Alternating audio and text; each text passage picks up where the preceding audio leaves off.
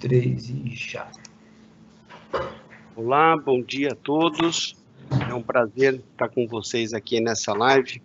Hoje é dia 20 de outubro de 2020, conforme nós combinamos na última live, passar para todos vocês uma atualização de como é que os nossos investimentos estão se saindo em relação da pandemia, o impacto, e como é que nós estamos vendo, como é que é o processo de saída.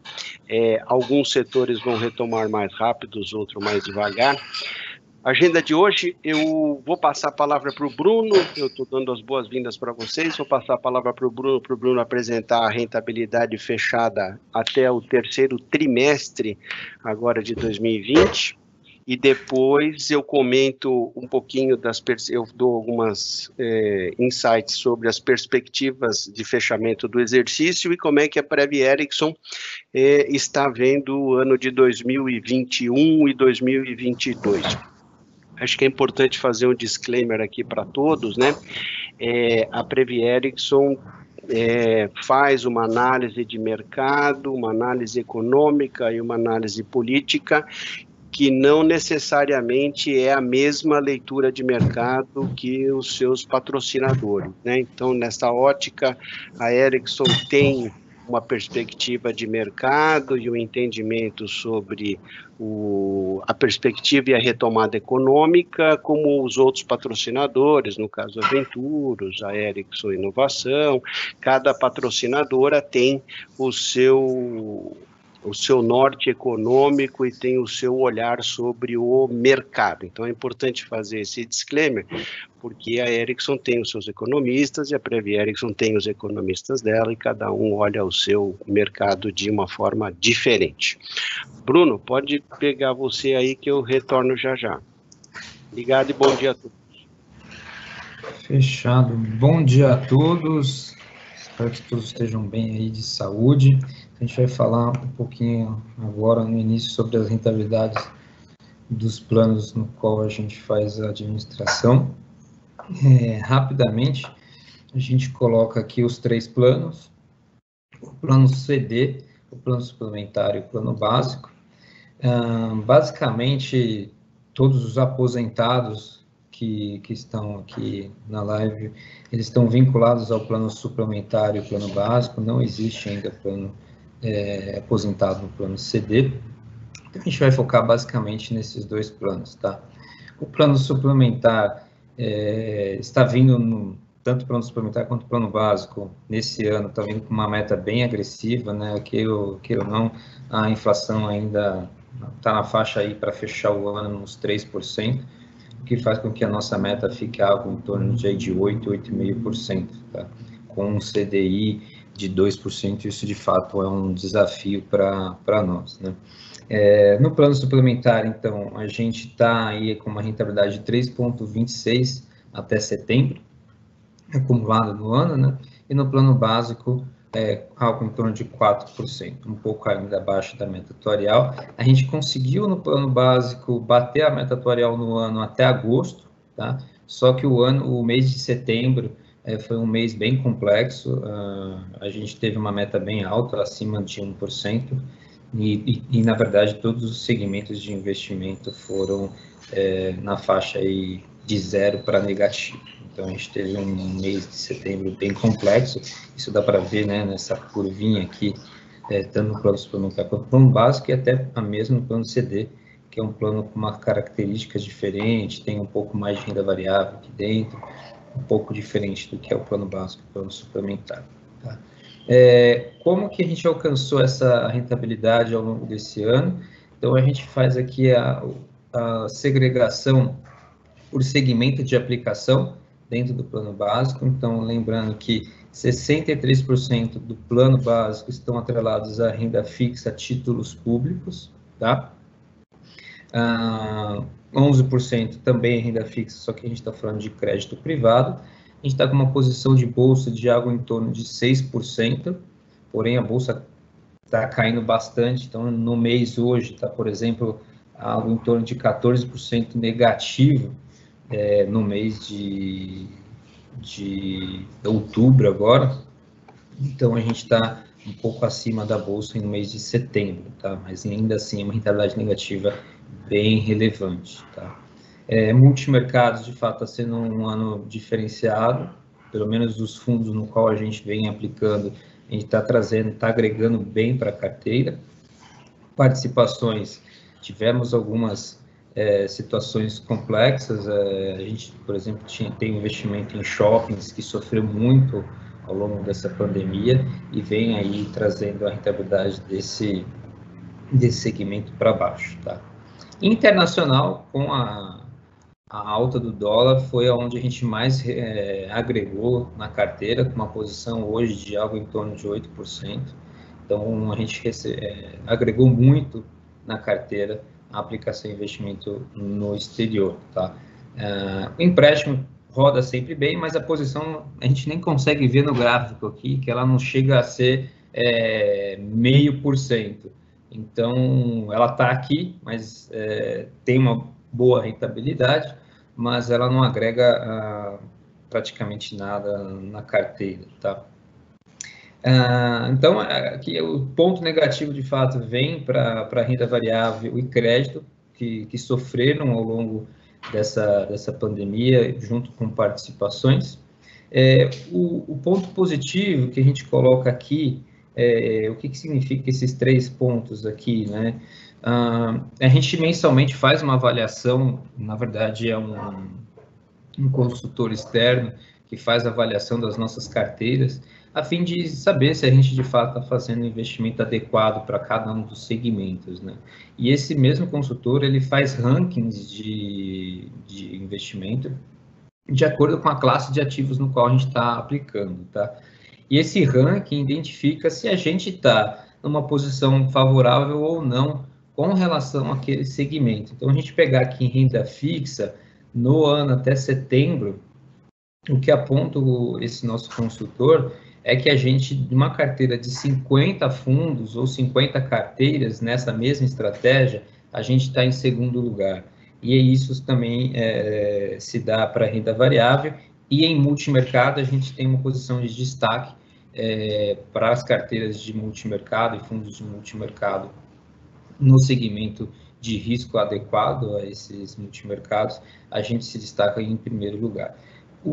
Por que a gente tem falado isso? Que apesar da rentabilidade negativa, principalmente em renda variável, não favorável em renda fixa, a gente está fazendo um bom trabalho com relação ao segmento, tá? O que não agrega, que é, de fato, o segmento de renda fixa em crédito e em renda variável não ajudou a carteira no consolidado. Mas a gente está em posição de destaque dentro desses segmentos, e isso é muito importante, tá?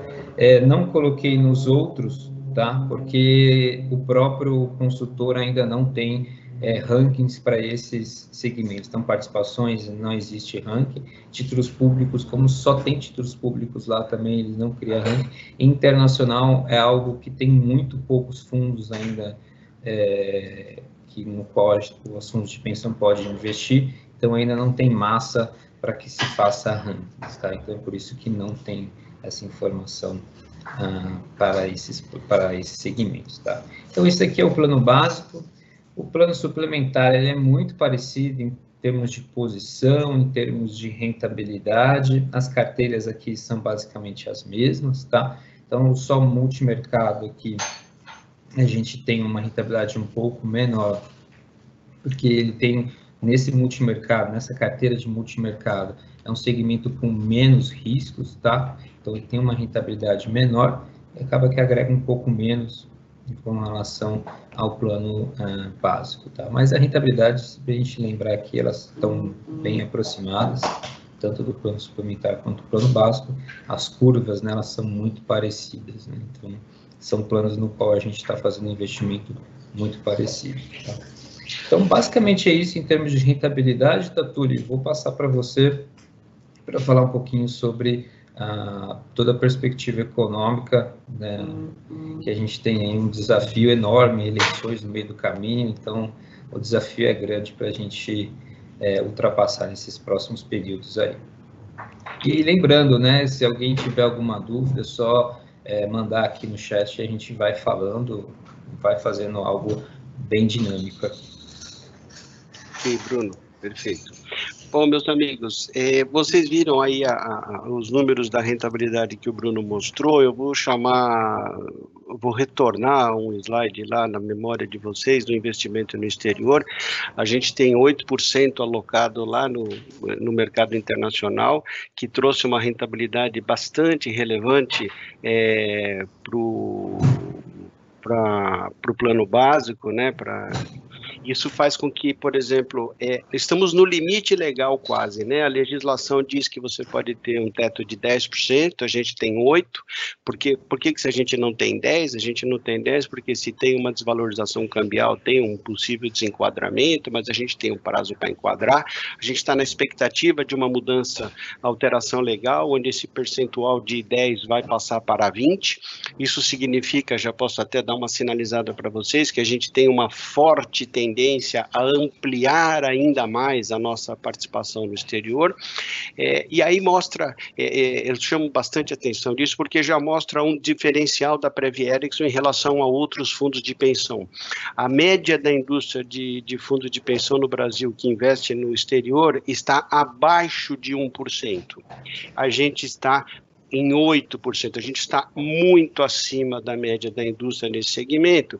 Então, se vocês compararem o resultado da Previ Erickson com outras entidades da mesma categoria, da mesma classe, na mesma situação, vocês vão perceber que os nossos resultados são bastante diferentes em função desta alocação de ativos diferentes que, obviamente, te proporciona resultados diferentes, né?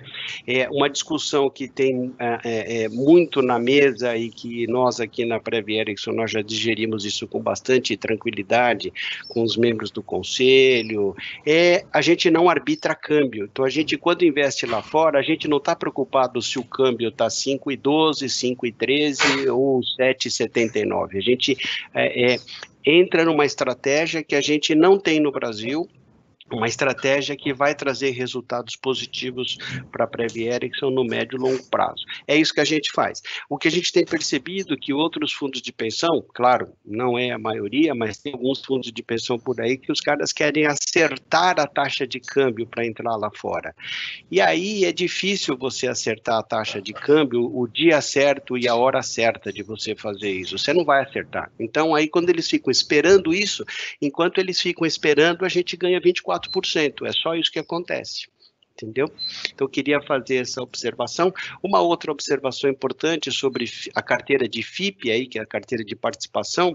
A gente tem tido notícias muito boas, que é, por exemplo, o desinvestimento da Hidrovias do Brasil na carteira de infraestrutura, que foi um investimento, saiu via IPO, vocês devem ter acompanhado na Bolsa.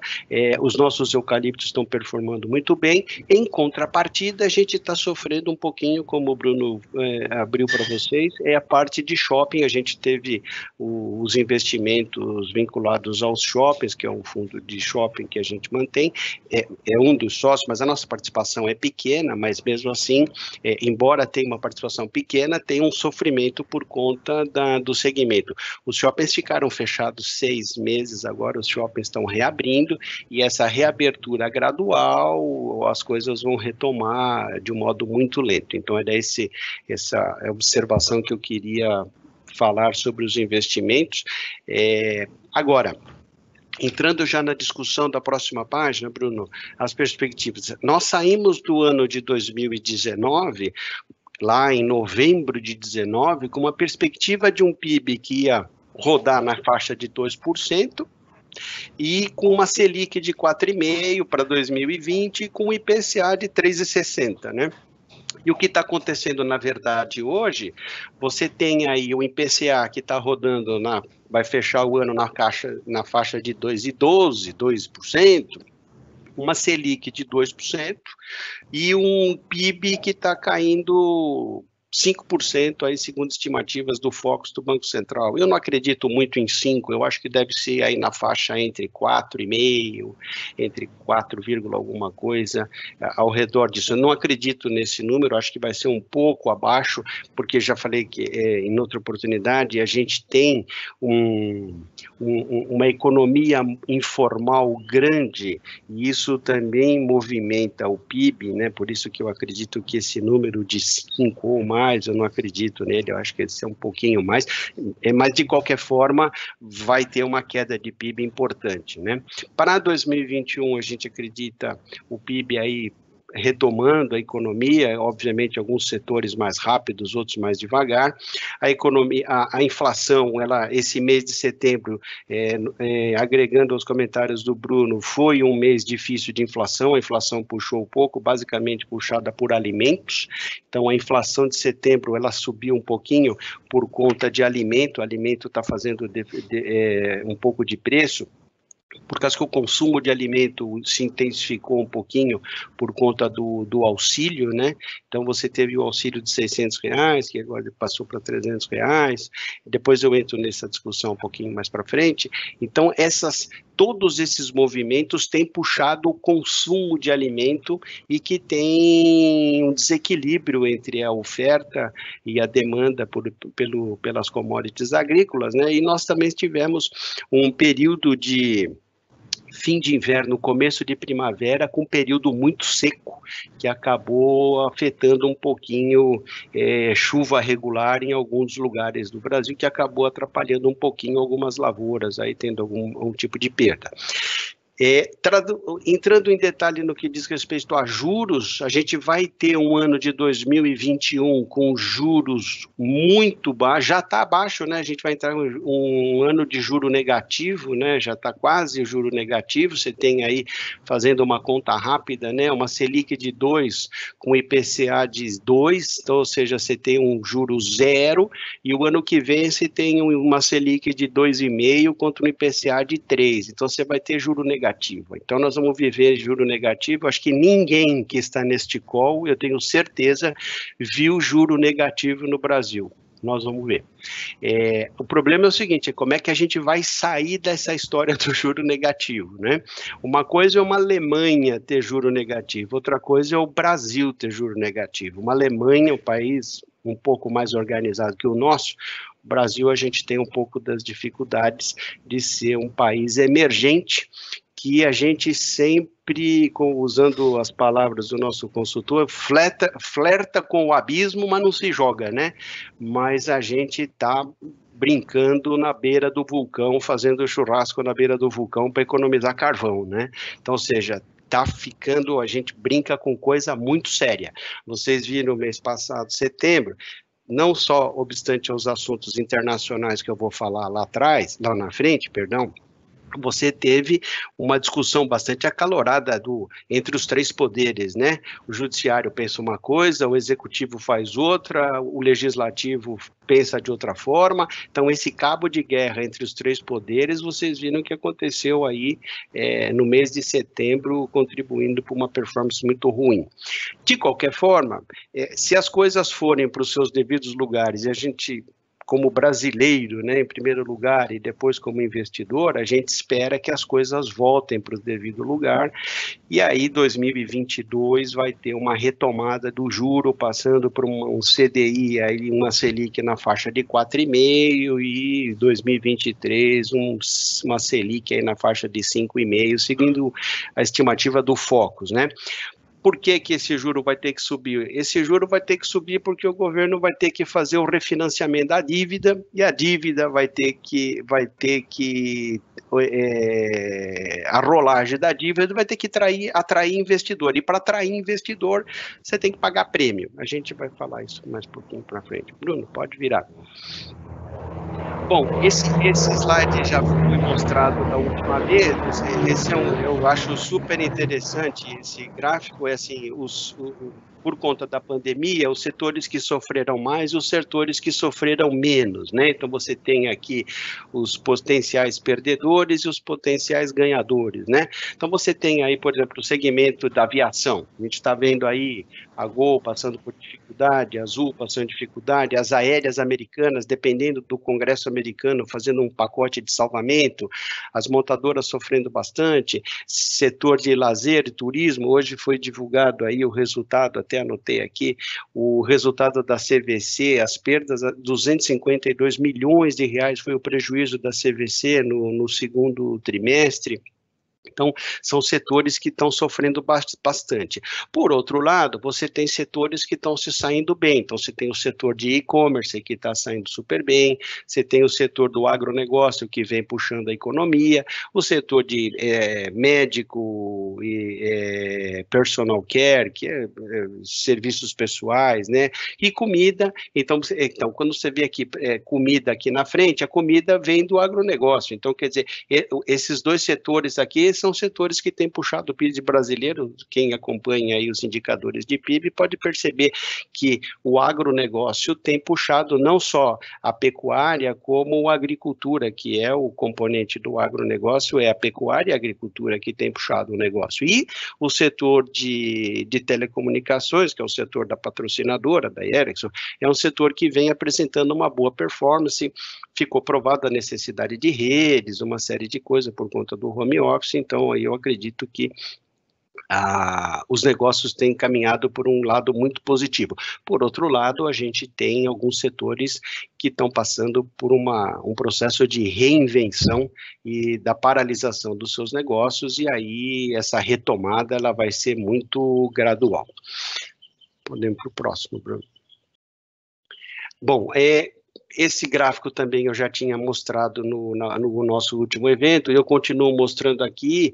Recentemente saiu na imprensa os resultados. Por exemplo, a economia chinesa teve uma retomada em V, foi o único país do mundo que teve uma retomada em V, como vocês podem observar no gráfico. Europa e Estados Unidos vão ter uma recuperação um pouco mais alongada em I1, no caso da Europa, que eu sempre falo, é um grande condomínio que tem aí uma administração. A Alemanha é o principal país da União Europeia, a principal economia da União Europeia, e tem que carregar alguns países lá que não tem o mesmo alinhamento fiscal da Alemanha, não tem o mesmo procedimento de administração de austeridade das contas públicas, né? Isso também faz um pouco de preço na União Europeia, né? Estados Unidos, esse ano tem um ano de eleições, vou falar um pouquinho mais para frente de eleições, mas resumindo bem esse gráfico, esse slide, é que a queda foi forte, a queda caiu na velocidade da Ferrari, e a recuperação vai ser na base do Uno Mille, vai ser mais devagarzinho, alguns países mais rápidos e outros mais devagar, mas eu acho que Brasil vai ser uma recuperação mais lenta, tá? Vamos lá. Tá, Túlio, eu acho que a gente pode adicionar também nesse contexto a própria questão da segunda onda aí do Covid, que eu acho que tudo que a gente tem esperando aqui atrapalha um pouco, e também o Brexit, que é uma coisa que está numa discussão longa. Então, são esses dois fatores que eu acho que ainda podem colocar mais volatilidade nos mercados da Europa e no mundo todo. Os Estados Unidos também está havendo uma perspectiva de segunda onda forte, e ainda tem a questão da eleição. Então, de fato, ainda a gente vê bastante volatilidade nos próximos períodos ainda. Sim, isso aí. Podemos andar para o outro. Bom, aí falando da recuperação do terceiro trimestre, esse é o indicador da atividade econômica divulgado pelo Banco Central, que é o IBC, né? Então você percebe que teve uma queda muito forte no mês de março e abril, depois maio já teve uma recuperação, junho teve uma recuperação, depois julho caiu um pouquinho, porque na verdade isso está muito ligado aos setores que abriram quase que na sua totalidade, setores que não abriram na sua totalidade, sazonalidade, então você tem aí um braço de ferro, o shopping abre, mas o restaurante fica fechado em determinados momentos, a praça da alimentação funciona de um jeito, então você percebe que tem aí o prefeito quer mandar na cidade dele, o governador quer meter o bico, o presidente quer... Então, quer dizer, acaba meio que politizando também o assunto, isso também atrapalha um pouco, né? Então, é aquilo que eu falo, é que nem reunião de condomínio, né? Tudo discute, e aí no final do dia o resultado foi pequeno. Por quê? Porque cada um quer puxar os seus interesses, né? Então, aí a retomada econômica também, ela é mais ou menos por aí. Por que puxou bastante maio e junho, principalmente? Porque acabaram os estoques, as fábricas pararam, as indústrias pararam, precisava de alguma coisa, houve uma retomada, obviamente, houve uma puxada no índice, depois dá uma reduzida, por quê? Porque fez o estoque necessário, agora diminui, eu tenho acompanhado bastante alguns setores econômicos por conta dos nossos investimentos, construção civil, está faltando cimento, está faltando aço, está começando a faltar alguns componentes importantes da indústria de construção civil. Por quê? Porque as indústrias pararam durante o período onde não havia demanda por conta da pandemia, então paralisou-se a oferta, depois se retomou a demanda, mas a oferta não acompanhou. Aí você tem o descompasso da produção e aí você tem puxada de preço também. E esse foi o efeito que a gente viu nos alimentos, tá bom? Então, acredito que vai ter uma retomada do PIB para este final de ano, que é o quarto trimestre, tá bom? Podemos, Bruno. Bom, quanto ao cenário de taxa de juros, esse aí a nossa situação. Então, em 95, você tinha um juro real de 31%, 97, 26%. Então, a gente sempre conviveu com juro real muito alto. Então, não precisava, assim, correr muito atrás de investimentos, sofisticação. Você ficava casado com o título público pagava a conta do atuarial, então não tem problema. Agora, a partir quando o juro começou a baixar bastante, lá por volta de 2010, o juro começou a cair bastante, agora é que a gente vai ver quem sabe e quem não sabe administrar investimento, porque agora é que você vai ver a relação risco-retorno, porque às vezes você tem que olhar o seguinte, tá indo bem pra caramba, mas e o risco que eu tô correndo? É muito alto. Então é esse que a gente não quer. A gente quer ter um risco adequado ao retorno que a gente tem e que a gente precisa, né? Então não há necessidade de você correr mais risco que você não precisa. Então esse gráfico está mostrando para vocês que o ano de 2021 vai ser um ano muito difícil, vai ser um ano de juro negativo, e aí é que a gente vai ver como é que a gente vai conseguir chegar do outro lado para entregar a nossa meta atuarial, no caso dos planos BD e do CV, principalmente do plano BD, né, o plano básico, que é um plano de renda vitalícia, que a gente tem que entregar um resultado que é IPCA mais 5. Vai ser um ano muito desafiador, o ano de 2021. Acho que vai ser, eu costumo dizer, já falei para o Bruno, acho que vai ser o ano mais importante da história da Prev Erickson, porque eu estou vivo por enquanto, mas não sei o futuro, mas vai ser um ano muito difícil. Então, o ano que vem, nesses nossos momentos de encontro, a gente vai poder fazer uma avaliação de quais foram as nossas previsões e o que a gente está entregando em 2021. Então, até lá, a gente vamos aguardar mais um pouquinho para ver o que nós vamos fazer. Muito bom, Bruno, vamos para o próximo. Bom, o brasileiro, os estrangeiros estão saindo da Bolsa Brasileira, né? Então a gente teve 2018, saíram 12 bilhões de reais, saíram na Bolsa Brasileira em 2018, 2019 saíram 44 bilhões de reais, e 2020 saíram 88 bilhões até o mês de setembro. Então você tem aí, de janeiro até setembro, foram 88 bilhões de reais que saíram da Bolsa Brasileira e que foram para destinos mais seguros, podemos assim dizer. Então, a incerteza econômica, a incerteza política, né, do país, a capacidade de recuperação das contas públicas, eu vou falar já um pouquinho sobre isso, a política, né, a instabilidade política, né, o atual governo, ele não tem uma base consolidada no Congresso Nacional, né, então cada votação é uma grande confusão, na verdade, ajeita aqui, ajeita ali, segue aqui, não segue ali, então isso traz volatilidade para os mercados, né? E também tem pouca volatilidade, poucas opções na Bolsa Brasileira, né? A Bolsa Brasileira, como já falei em outro evento, ela tem 9 papéis que controlam a Bolsa Brasileira, né? Então, quer dizer, você acaba tendo poucas opções aqui. Então, em função disso, os investidores internacionais, ou seja, uma Prev Erickson que está lá fora, né, ou seja, a nossa co-irmã lá na Suécia, o cara procura outros mercados um pouco mais estáveis, para sair da volatilidade. Essa semana participei de um evento, eu escutei uma pessoa que eu admiro bastante, que é o meu par lá da Fundação da CESP, que agora mudou de nome, que é o Jorge Simino, uma pessoa que eu admiro. Ele falou, no Brasil a gente gasta muito tempo os sustos em relação ao tempo de administração dos investimentos. A gente gasta muito tempo com susto. Então, isso atrapalha a gestão dos investimentos, né?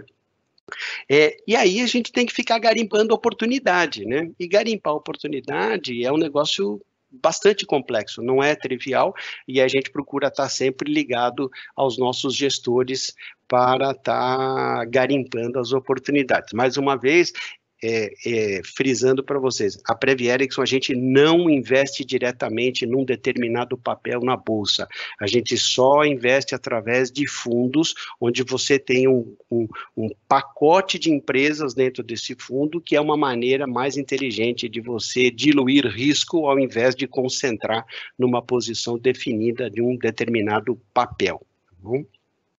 Podemos virar para o...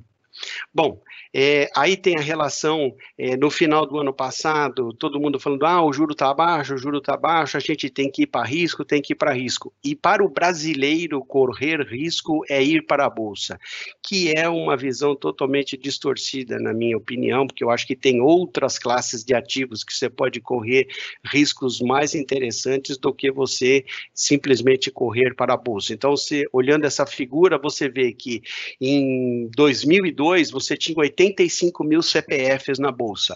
Hoje, 2020, setembro de 2020, você tem 3 milhões de CPF na Bolsa, ou seja, são as pessoas que saíram da renda fixa, que foram para a Bolsa, principalmente se você olhar nas mídias sociais aí, de modo recorrente, eu não vou nem citar nenhum nome, mas você vê na mídia social diversas pessoas falando, olha, mexer com opções é legal, olha, eu fiquei milionário, olha, eu pus R$1.000 na Bolsa, hoje eu tenho 100 mil, então essas coisas acabam fazendo com que as pessoas acabem indo para a Bolsa achando que a Bolsa é o único lugar do mundo onde se ganha dinheiro.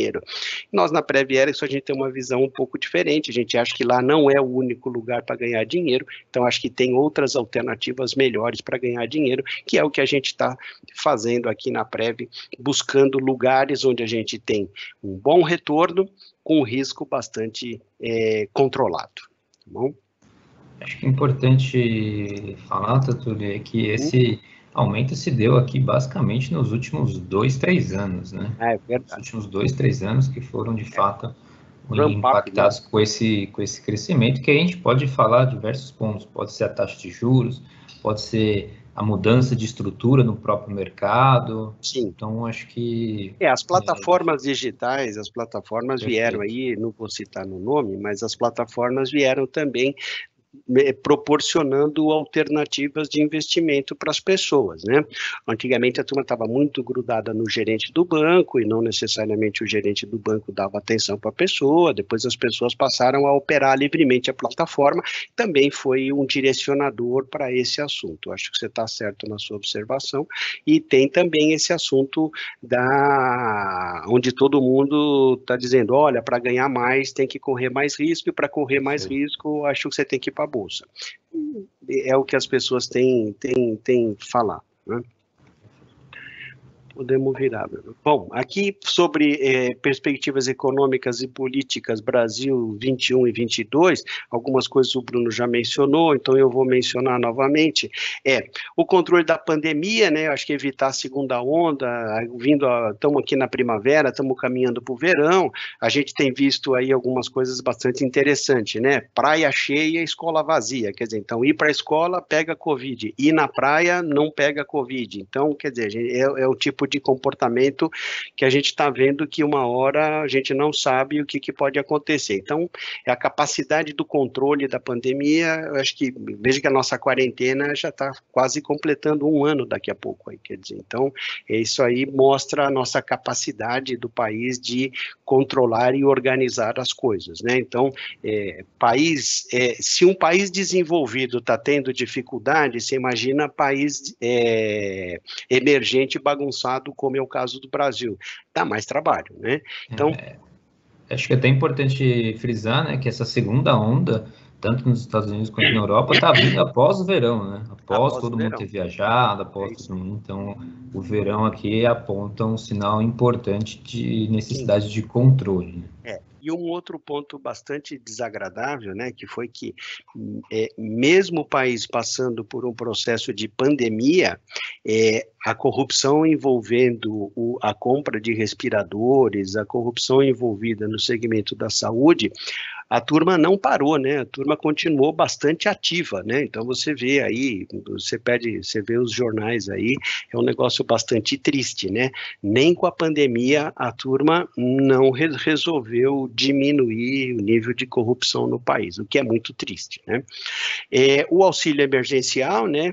Aí ele começou com R$600, ele vai passar para R$300, aí entrou numa discussão se vai acabar com o Bolsa Família, passar a ter o Renda Brasil ou Renda Cidadã. É importante ficar claro na cabeça de todo mundo é o seguinte, não existe distribuição de dinheiro sem alguém que pague a conta, né? Então, a gente está percebendo aí a popularidade do governo crescendo bastante e que está provado aí que distribuir dinheiro por helicóptero, distribuir dinheiro por aplicativo ajuda na popularidade do governo, que é o que está acontecendo. Mas está todo mundo preocupado, que é o desequilíbrio das contas públicas, né? Que é o teto de gasto. Hoje a gente tem um teto de gasto, tem a relação dívida-PIB, eu até anotei aqui para não falar bobagem, hoje é de 75,8%. A dívida pública brasileira, ela corresponde a 76% do PIB.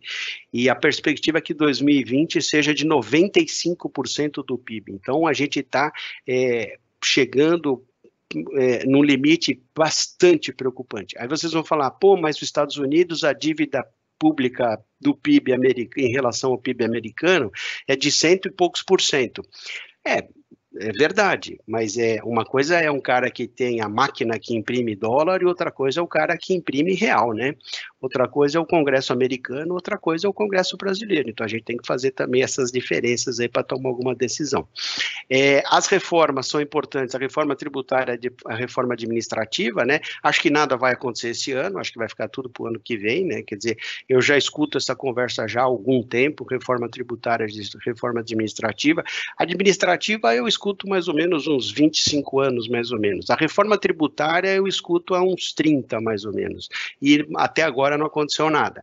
E, enquanto isso, os outros países do BRIC, né? China, Índia, a Rússia não, mas China e Índia, o pessoal pé no acelerador, fazendo a lição de casa e crescendo. E a gente sendo do BRIC o pior dos BRICs, né? Ou seja, a gente não está fazendo a lição de casa. Isso tudo vai para a conta do povo, vai para a conta da sociedade. Isso não é um assunto de hoje, isso é um fator já antigo, né? Então, a retomada do crescimento econômico, ela vai ocorrer, mas de uma maneira bastante gradual, não vai ser uma coisa muito exagerada, vai ser bem gradual. A gente tem um problema grave que é a taxa do desemprego, o desemprego já está atingindo aí 13 milhões de pessoas, estamos falando aí de 13% da população, dados do IBGE, né, no segundo trimestre de 2020, é uma coisa muito preocupante, isso aí. A necessidade de continuidade dos processos de concessão, privatização, etc., aí sim tem uma oportunidade, né, da gente estar olhando o investimento, mas me adianto aqui que a Previ Erickson jamais vai participar de algum tipo de processo de concessão ou privatização sozinha. se a gente participar, vai ser através de um fundo que a gente já investe, que o gestor vai ter uma posição de uma concessão rodoviária ou de uma concessão aeroportuária, e aí a Previ Erickson vai ter um pedacinho da concessão, mas jamais vai fazer administração, esse tipo de coisa assim. Tem uma coisa no radar agora, mês que vem, né? Então você tem eleições municipais, então você tem o primeiro turno dia 15 e o segundo turno dia 29. Aí a gente vai testar, né, nas urnas, né, o recado que o povo vai dar aos seus governantes no primeiro momento no âmbito municipal, mas já dá para a gente ter um faro da popularidade do governo, como é que as coisas estão se comportando, tanto na esfera estadual como municipal, uma vez que a gente já está discutindo bastante antecipadamente as eleições presidenciais de 2022, a gente já está discutindo, já está falando, quer dizer, estamos na metade do mandato ainda, quer dizer, a gente já está dizendo quem vai ser, quem não vai ser, e isso, em vez de ajudar, isso só atrapalha a gestão dos investimentos, porque a especulação no mercado não combina com uma gestão eficiente de investimentos, ela só atrapalha, porque ela só coloca fumaça no horizonte, ela só coloca, ela antecipa determinadas discussões que não agregam para a gestão, né? Túlio, eu acho que eu até acrescentaria que essa nebulosidade que se coloca no momento atual, ela atrapalha muito todas as reformas, né, tanto tributária, administrativa, e um ponto importante que, historicamente, no último ano do presidente, geralmente não se aprova nenhum tipo de reforma. Então, de fato, a gente precisa aprovar essas reformas após aí as eleições municipais, que precisa ser realizado. Não sendo realizado, as perspectivas já é que só o novo presidente faria isso, né? Então, isso tem um aspecto de perspectiva para os investimentos muito, muito delicado. Então, já tira o pé do acelerador aí, né? Já tira o pé do acelerador do crescimento. Bom, e por fim, o último slide, depois abrir para as perguntas, né? Olhando o globo, né, os demais países, né, então a gente saiu da esfera Brasil, vamos ampliar um pouquinho para o mundo, a gente continua olhando uma preocupação forte da segunda onda da pandemia, principalmente na Europa, nos Estados Unidos, os jornais, né, na Europa, a gente está preocupado com alguns países, tipo a Itália, que eu acompanho de perto por motivos familiares, a Alemanha, a Espanha, a França, a Inglaterra, eu acho que são países que estão muito preocupados com a segunda onda. Estados Unidos também, alguns estados americanos estão numa situação bastante difícil, então acho que isso vai atrapalhar um pouco aí a retomada lá fora, né? A vacina vem vindo, né, mas a vacina acredito que vai ser para o primeiro trimestre do ano que vem, talvez, ou o segundo trimestre, ainda não está muito claro isso, né?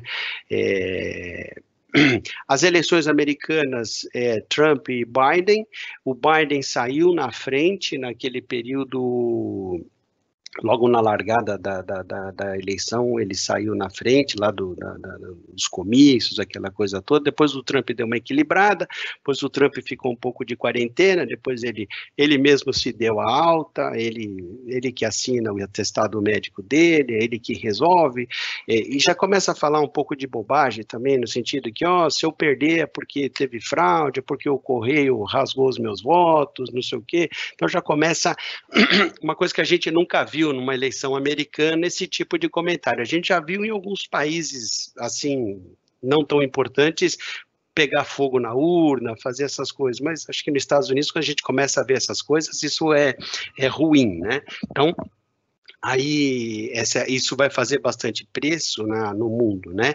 A guerra comercial Estados Unidos-China, isso continua na mesa, não saiu. As tensões geopolíticas também continuam na mesa, então você tem aí Coreia do Norte, você tem a Síria, agora saiu um pouquinho do radar, mas semana passada voltou no radar. Outro assunto importante que é a Armênia com a Azerbaijão, aí o Azerbaijão tem o apoio da Turquia e a Armênia tem o apoio da Rússia, então aí essas tensões geopolíticas atrapalham bastante o mundo dos investimentos, né? Um outro ponto que eu chamo a atenção de todos vocês é o pacote de estímulos dos bancos centrais. Todos os bancos centrais por aí, o Banco Central Europeu, o Banco Central Americano, o Banco Central Japonês, o Banco Central Inglês, despejaram dinheiro nas suas economias para manter as suas economias em funcionamento ou sofrerem pouco os efeitos da Covid-19. Então, o juro já estava zero, foi pior, então houve um nível de endividamento desses países muito grande. Então agora a gente tem que aguardar como é que vai ser a retomada desse processo, onde o Banco Central vai ter que mexer na taxa dos juros. O Banco Central americano já falou que o juro vai ser zero até 2022, 2023. Então você já tem a principal economia do mundo dizendo, olha, eu não vou cobrar nada de juros até 2 anos para frente. Aí você fala, puxa vida, como é que eu vou investir o meu dinheiro a juros zero?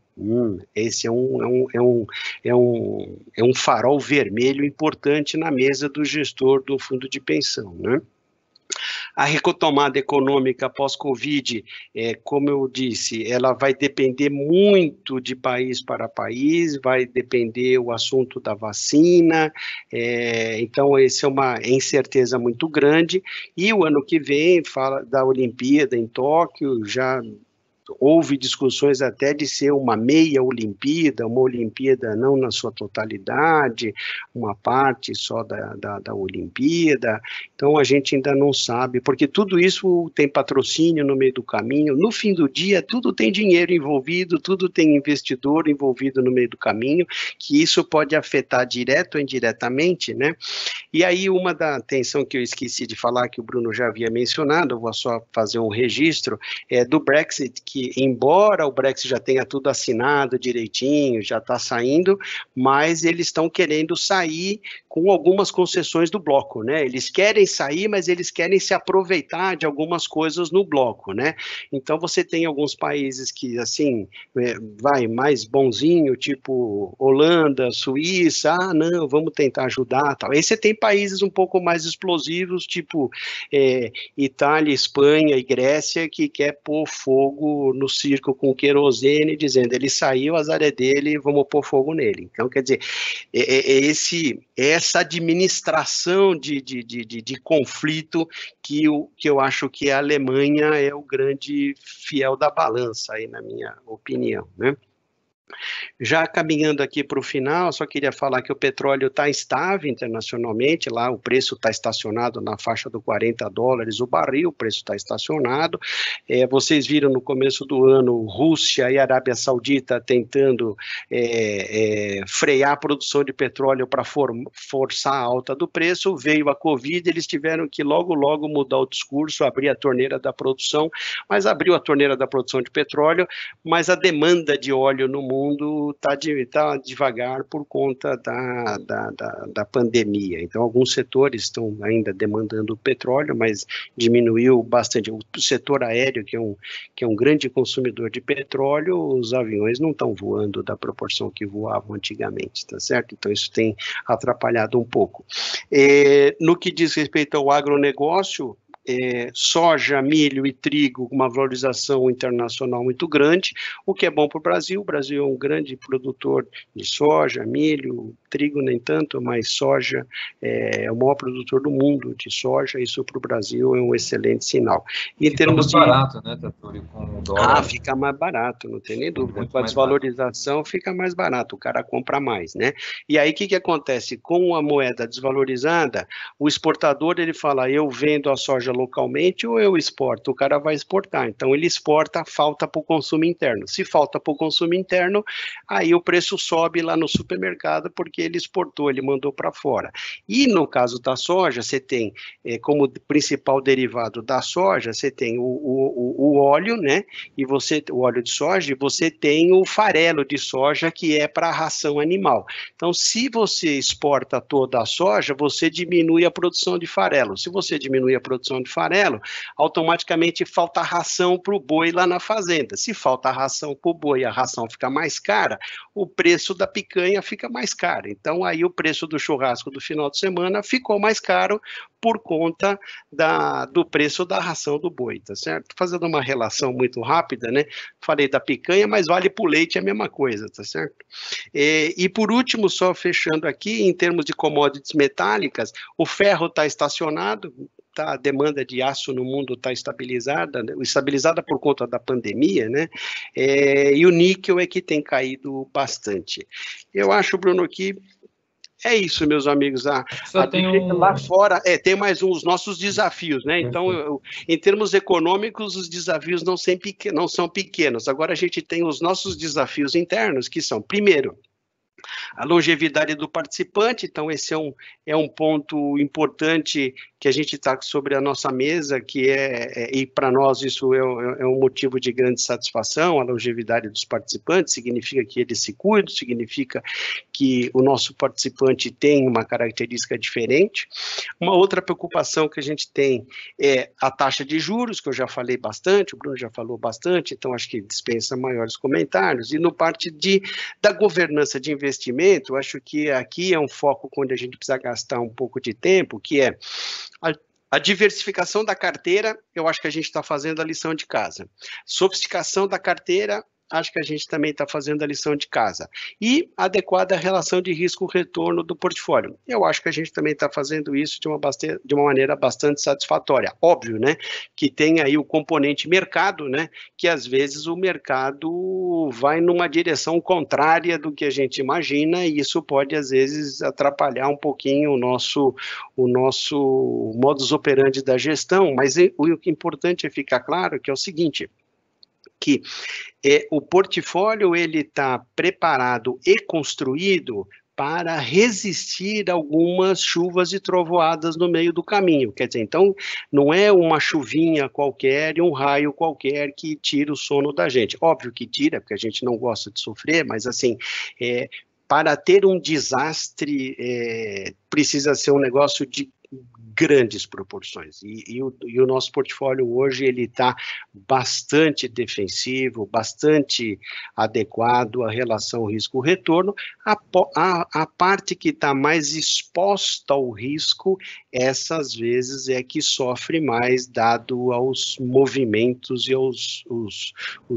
as ondas do mercado que atrapalham um pouco, né?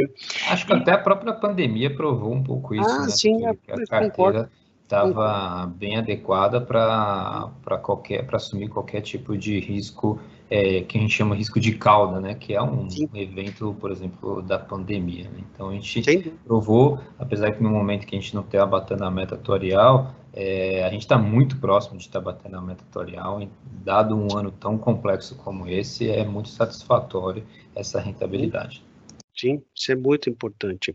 E o último ponto, que é a comunicação, né, com os participantes, uma comunicação clara, uma comunicação eficiente, tempestiva.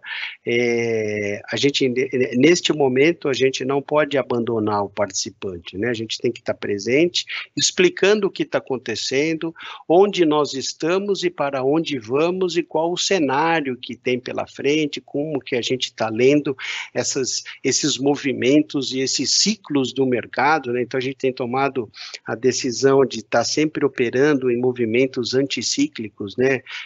Se protegendo de eventos. Eu me lembro, alguns anos atrás, a gente estava preocupado com o Joesley Day, né? anos depois você fala, nossa, o Joesley Day, perto da pandemia, foi um grão de areia, né? Quer dizer, então são esses movimentos que a gente tem que estar olhando. Então, essa comunicação clara com vocês, eficiente, no tempo adequado, é muito importante para estar posicionando todos qual é a real situação do plano, como estamos, e muito importante o seguinte, nós não tivemos ao longo desse período de pandemia nenhum problema de liquidez, todos os nossos benefícios foram pagos dentro dos prazos acordados, nós não sofremos em nenhum momento nenhum problema de liquidez. Então, isso é uma mensagem muito clara e importante para vocês, da situação da Prev Erickson, seja ela financeira de curto prazo e seja ela econômica de longo prazo no que diz respeito aos investimentos. Ok? Acho que paramos por aqui, né, Bruno? Se alguém tiver alguma dúvida, por favor, quiser colocar aqui no chat, está aberto. Por favor. Vou guardar um pouquinho, se alguém quiser fazer alguma pergunta. Bruno, eu não consigo ver aqui quantos estão pendurados. Nesse momento, Tatuli, são 17 pessoas que estão aqui nos ouvindo, tá? Excelente. Bom, acho que não veio nenhuma pergunta. Eu só queria falar um ponto, Tatuli. Algumas pessoas, assim, têm nos questionado sobre esse ano, se a gente vai bater a meta atuarial ou não, né? Acho difícil a gente conseguir cravar que vai bater a meta ou não. O importante é que a tendência é positiva, então a gente tem uma tendência de estar próximo aí da meta atuarial, particularmente nesse ano de 2020, né?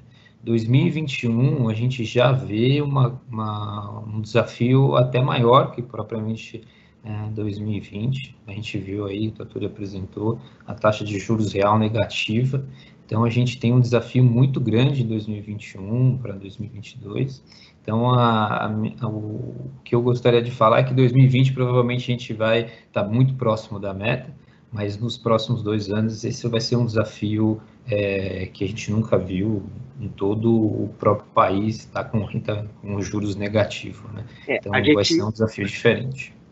Eu acho que esse comentário do Bruno é bastante oportuno e pertinente. Eu acho que este ano, que a gente deve convergir para a meta, mas a gente deve estar superando a meta, depende do comportamento da inflação até o final do ano. Acho que a gente vai chegar lá muito próximo da meta, lá próximo do Natal, na véspera do Natal.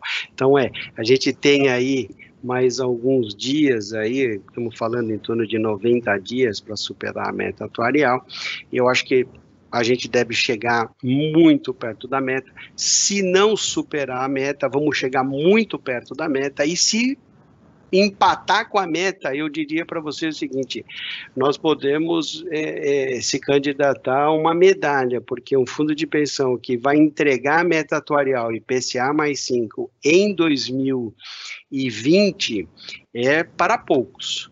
E em 2021 é uma discussão que eu já venho falando há algum tempo, se tiver algum conselheiro pendurado na linha vai poder confirmar, que eu já venho falando já há uns 3 anos, para ser mais exato, que em algum momento a gente vai ter que mexer nesse IPCA mais 5.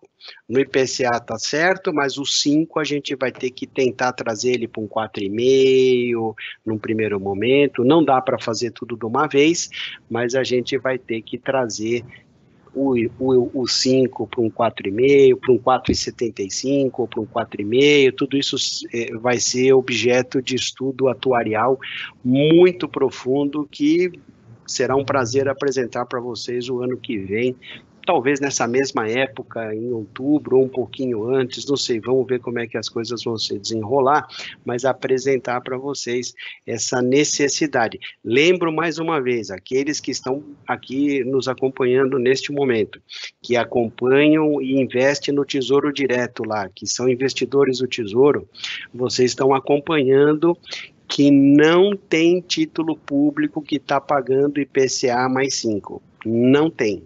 Não tem.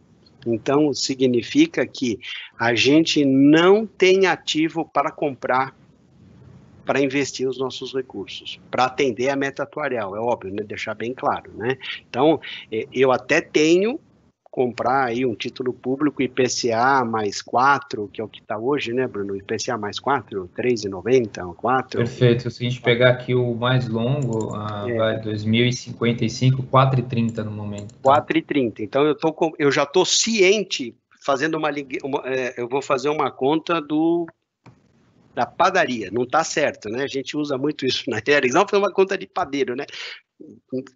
Cuidado.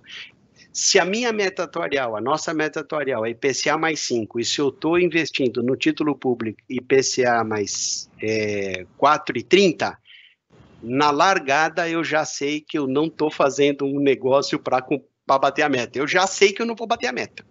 Então, é isso que eu queria mostrar para vocês, que a dificuldade é muito grande. E aí, vocês estão vendo aí, é importante você deixar a sua opinião. Não estou preocupado com comentários negativos. Claro que a gente fica feliz com comentários positivos, mas comentários negativos, desde que sejam bem construídos e bem posicionados, eles são sempre bem-vindos. Por favor, se manifeste aí, você tem aí a oportunidade do QR Code, isso para nós é muito importante.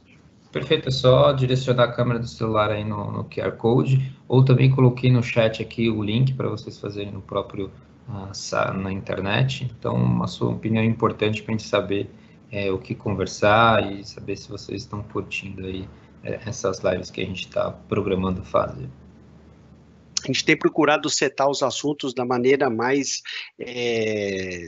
simples possível, clara, né? Mas se quiser um detalhe adicional, a gente pode providenciar para o próximo estudar uma carteira, uma classe específica de ativos. A gente pode estar trabalhando, ao invés de falar assim no genérico, a gente pode focar numa determinada classe de ativos e assim vai. Bruno, não tendo perguntas, né? Eu queria aqui agradecer em nome de todos da Prev Ericsson, do Conselho Deliberativo, do Conselho Fiscal, da diretoria, de todos os funcionários da Prev Ericsson, a participação de todos aqueles que estão aqui, deixaram de lado os seus compromissos pessoais para escutar um pouquinho sobre perspectiva de mercado, olhar um pouquinho a dinâmica dos números, desejar para vocês uma excelente semana, se cuidem aí com essa história da pandemia, saúde em primeiro lugar, e é um prazer estar aqui com vocês, e muito obrigado. Eu devolvo a palavra para você, Bruno. Também agradeço a presença de todos, espero que todos estejam bem de saúde, e mais uma vez, precisando da gente, é só mandar um e-mail, mandar um WhatsApp, a gente está sempre aberto aqui para tirar qualquer questão, e sempre está aí bem próximo de todos os aposentados. Ótima semana para todos, gente. Um abraço. Obrigado, um abraço. Tchau, tchau.